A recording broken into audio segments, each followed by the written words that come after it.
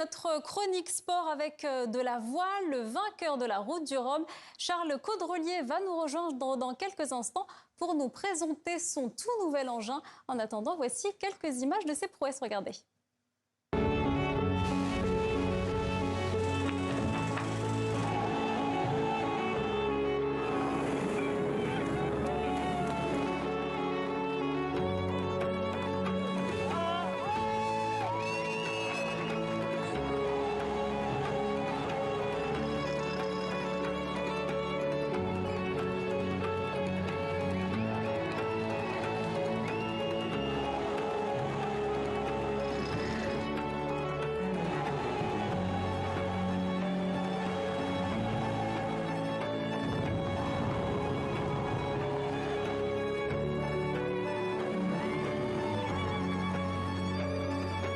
C'est un grand nom de la course au large que nous recevons ce soir, un marin au palmarès impressionnant, vainqueur de la Route du Rhum en 2022, skipper d'exception.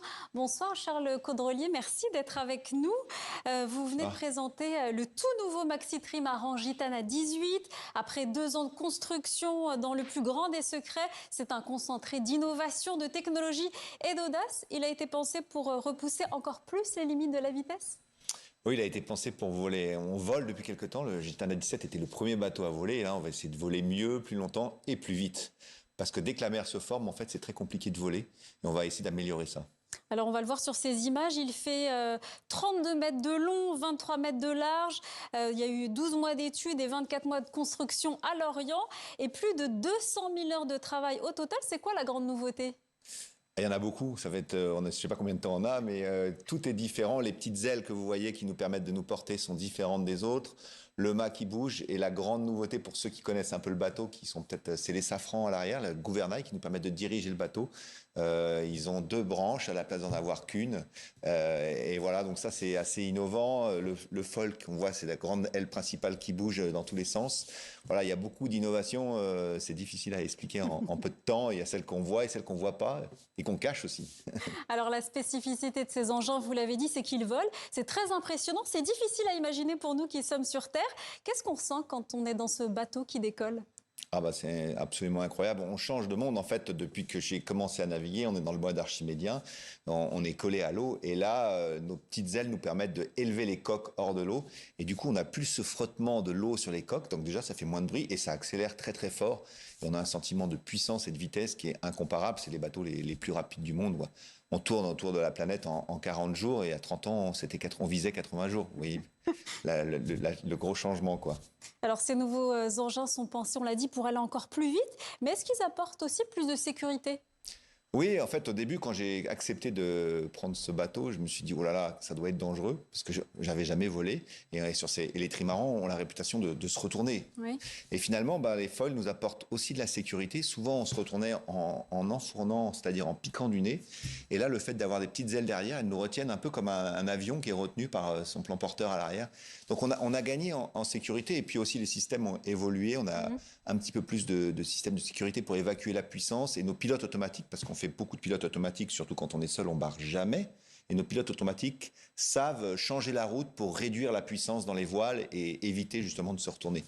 Donc il y a quand même de la sécurité, mais comme les voitures modernes, on va beaucoup plus vite. Donc quand il y a un crash, c'est beaucoup plus Vous parlez dangereux. justement de voitures, on parle d'écurie dans la construction des bateaux de course au large. Quand on voit votre bateau, les lignes, même le design, on se rapproche beaucoup de la Formule 1. Est-ce que vous voyez des similitudes entre les 2 sports ?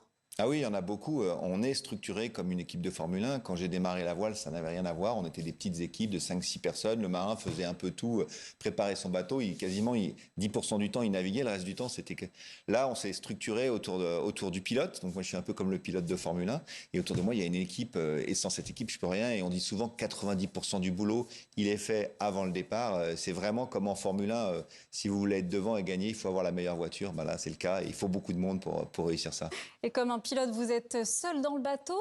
On a du mal à imaginer qu'un seul homme peut maîtriser ce type de bateau.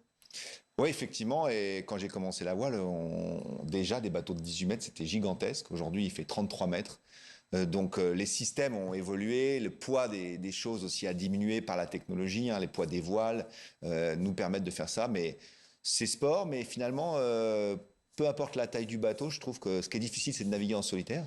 Parce qu'il faut beaucoup anticiper, parce qu'il ne faut pas se faire dépasser par les éléments.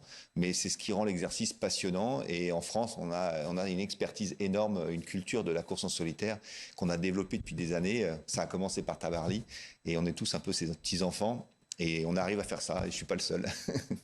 C'est quoi les objectifs avec Gitana 18? Quand est-ce qu'on va pouvoir le voir sur l'eau?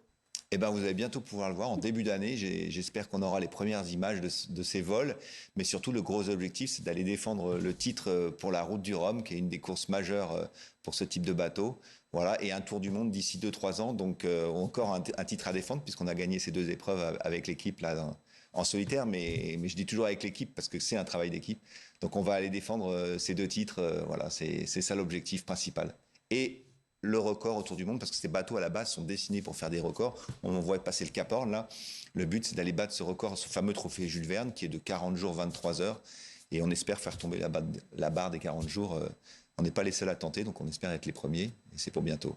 Eh bien, c'est tout ce qu'on vous souhaite. Merci beaucoup, voilà. Charles Caudrelier, d'avoir été avec nous et de nous avoir présenté ce magnifique bateau.